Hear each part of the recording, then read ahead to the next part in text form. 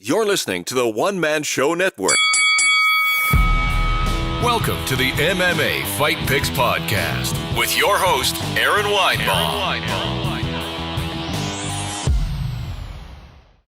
All right. Hey, everyone. Welcome to the MMA Fight Picks Podcast. I'm your host, Aaron Weinbaum. I'm not on Periscope this week. I'm trying out a little experiment on what will be a stacked card again in Yas Island, Fight Island, the fourth event,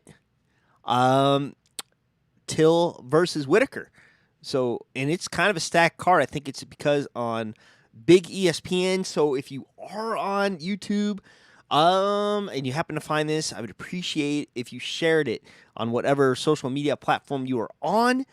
And like I said, this is an experiment, so I apologize to my loyal Periscope listeners that would normally get the jump on this. So we'll see what happens. And it may just be me talking to myself, and that's okay too.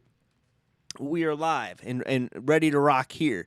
Let's talk about a little recap here. Last week, I'm just going to talk about the co-main and the main and what's next for these guys. Jack Hermannson versus Kelvin Gastelum. That was a bit of a surprise for me. I thought Kelvin would, Kelvin looked in shape too, and I thought he really would come in there and at least make a scrap out of it, and just gets caught in this heel hook. Everyone's saying his best days are behind him. I don't believe that. He's still a young fella. It's just one of those things. He just got caught, and the guy's only fought killers. I mean, he just fought Till. He just fought Israel Adesanya before that, and I don't know. You can't count this guy out yet for just fighting the tops of the division. We'll see, and hopefully they give him a bit of a tune-up fight. And Hermannson, right back in there, maybe like him and a Cannonier, or I think Jared's already matched up with someone, but someone, I don't know. But like I said, I'm not a matchmaker, so we'll see. And then the main event, what a heartbreaker, because Joseph Benevidez, man, Team Alpha Male in the early days, WEC, 135-pound contender, goes down to flyweight, tries to find gold. This would be his fourth shot at flyweight gold. He fought, why am I forgetting? Oh, Mighty Mouse, twice. And he fought Figueiredo now twice. Let's not forget, there is some controversy there with that first fight. He didn't make weight. He got headbutted or whatever with the Figueiredo, that is. Mickey Mouse was a decision the first time, and then the second time he got just starch knocked out.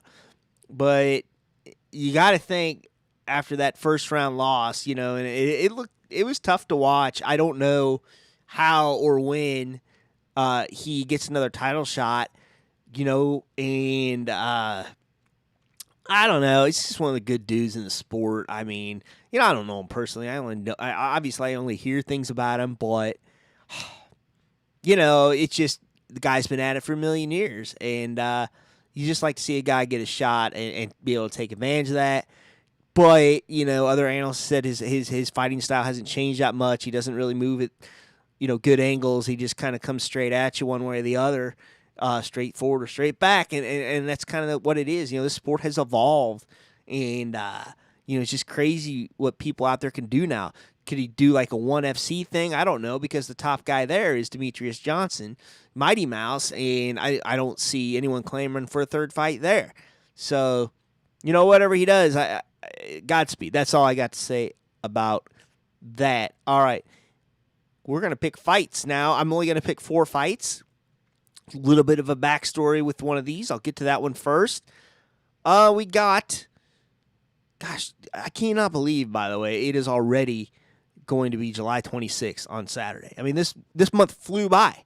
It seems like, the few months before that crawled by. But, I know there's still bunches of you stuck at home, and I'm sorry, and we hope we can bring a little MMA love in your life. But let's take a look at these fights here.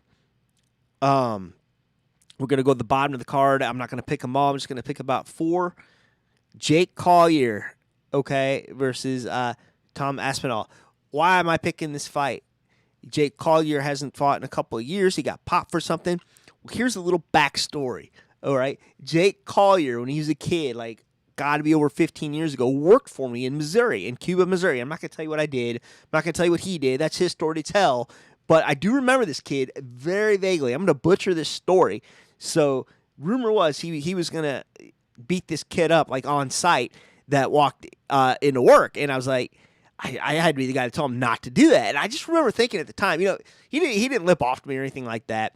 And I just remember thinking, man, this kid is freaking tall. He was like 6'3", and he was a kid. But I never thought in a million years, I knew he was a scrappy fella, but I never knew in a million years that he would be in the UFC, like a hometown guy. It's like 30 miles from where I live, so it's pretty neat. And he has had some success. He was a cage champion, middleweight and light heavyweight championship. Or was that? No, I take that back. No, RFA. My bad. RFA champion. And he fought at both weight classes there. I would assume that this is a short notice fight because he's fighting this one at heavyweight. So yeah, like I said, not fought since November 2017. Marcel Fortuna. Before that, he loses to Devin Clark. I was at that fight in Kansas City. I was trying to get backstage. It didn't work out for me, but he lost that fight. He kept trying to do these spinning fists or whatever. It was a really, really strange fight. And then before that, you know, he just really kind of alternated wins and losses in the UFC. So very interesting there. Very interesting. And then you got Tom Aspinall. I've never heard of him before today. He looks like a legit heavyweight, 256 pounds. You know, Jake is either moving up or he's making a permanent move. I don't know. Or is it a short notice thing? But he last fought in Cage Warriors. I mean, nobody he's fought that I've ever heard of, honestly. And this is Jake. This is the big time. He's been in the UFC before, but there's no crowd to deal with. So I don't know what the anxiety is going to be like there for Tom Aspinall. But I will tell you this. I think I like Jake in this fight. I do. Jake, like I said, he's 6'3". Tom's 6'5", a couple inches on him there. I don't know if Jake's going to... I don't know. I think I like Jake in this fight just based on the experience alone. Hopefully he's been taking his time off training. We'll see. Next up, welterweight. Alex Oliveira. I butchered that. Against Peter Sabata. Yes. Interesting.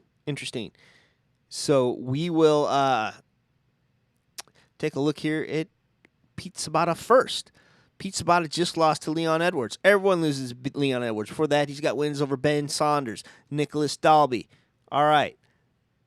Those are decent wins. You know, Ben Saunders not exactly in the prime here, but then Oliveira, he, I believe, just lost. No, he won. I'm sorry. He beat Max Payne Griffith before that. 3 losses in a row. Nicholas Dalby, Mike Perry, Gunnar Nelson. I just think like the strength of schedule here for Oliveira and what he's had to face. So I like him against Peter Sabata. Okay, this is a messed up fight. This is weird. We have Fabricio Werdum versus Alexander Gustafsson at heavyweight. This is insane that they're doing this. Gosh, I don't get it because Alexander Gustafsson, he's retiring. He's not retiring now. He's coming back at heavyweight. I guess he's a bigger guy. I get that part. But then you got Werdum, who just fought, looked terrible. Looks like he had granddad bod. Looked like he hadn't trained a day since his layoff, over a year and a half ago. Got beat by Alexei Olenek. Before that, gets knocked out by Alexander Volkov. He hasn't had a win since 2017. Then you got Gustafsson. He just kind of got caught there by Anthony Smith, which is okay. You want to do MMA math here? This is going to baffle you, okay? Because loses to Anthony Smith, loses John Jones, beats Glover. Glover beats the brakes off of Anthony Smith. I mean, knocks his teeth out. I don't know, but I like this fight for Gustafsson. Normally I don't pick the bigger or the smaller guy coming in to fight the bigger guy, but I think at this point in his career, Verdum's just phoning it in. Gustafsson's going to be smart. I don't think he's going to try to grapple with him per se, but he's going to try to keep him in range. He's going to get on the bike, He's going to hit him, run, and do it that way. All right. Next up, Mauricio Shogun Hua versus Little Nog, Antonio Nogueira. Okay, this is a strange one because I think these guys have fought twice before, and I'm going to look into this before I put my foot in my mouth. Yes. First, no. I'm trying to think here. No, I'm right. Yeah. They fought once. June 2005. He beat him. Shogun beat Little Nog, okay? That's 2005. Go down the pike here. Again, they fight. August 2015. Beats him again. This is like the wrong kind of rubber match. He's already beaten him twice.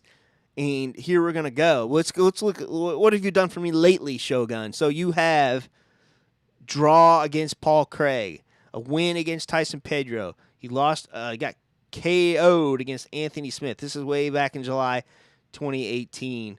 Gosh. All right, well, let's look here at Little Nog. What has he done for me lately? He did surprisingly beat Sam Alvey. That was 2018. Lost to Ryan Spann by knockout.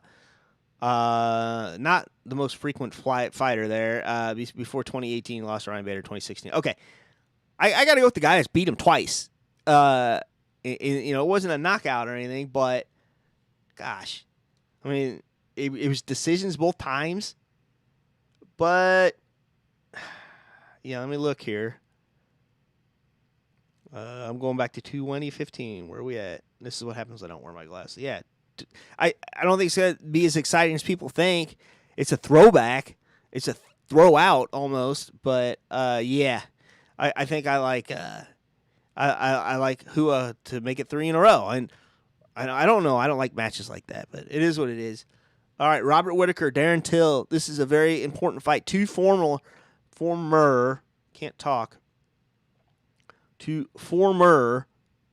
welterweights turned middleweights. So I got to find the right bio here. Let's look at Darren Till first.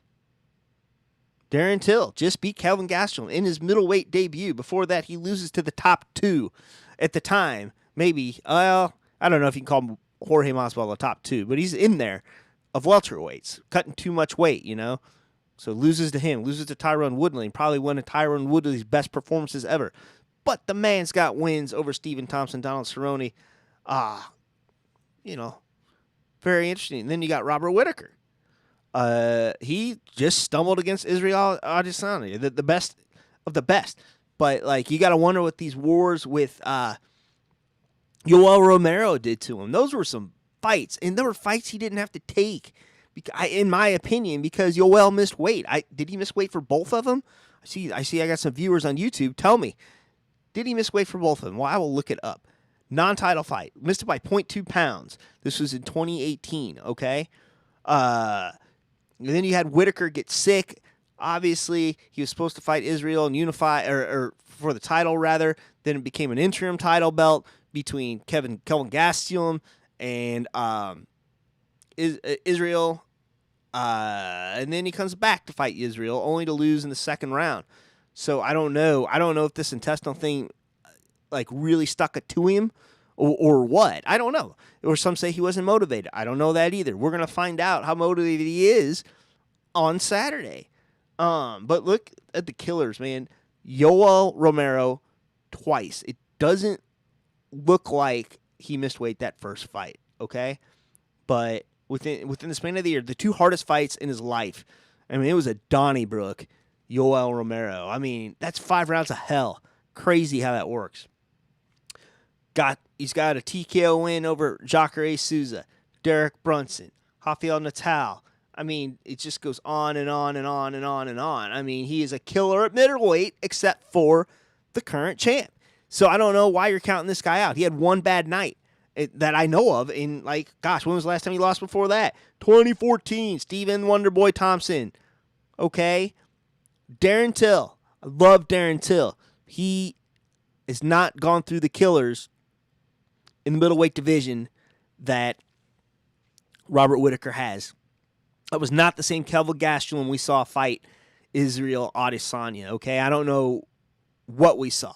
And he was a little chubby for that fight. Let's remember, he may or may not have leaned on a towel to make that weight. So, yeah. So we'll see. We'll see. That's it. If there are no interactive comments or whatever, I'm gonna put it on over until next week. And I hope you all enjoy the fights. So Periscopers that are looking for this, I'm gonna run the replay through there now, or close to now. And until next time, shalom. Please remember to support the podcast by visiting the affiliate links on AaronSaysWhat.com.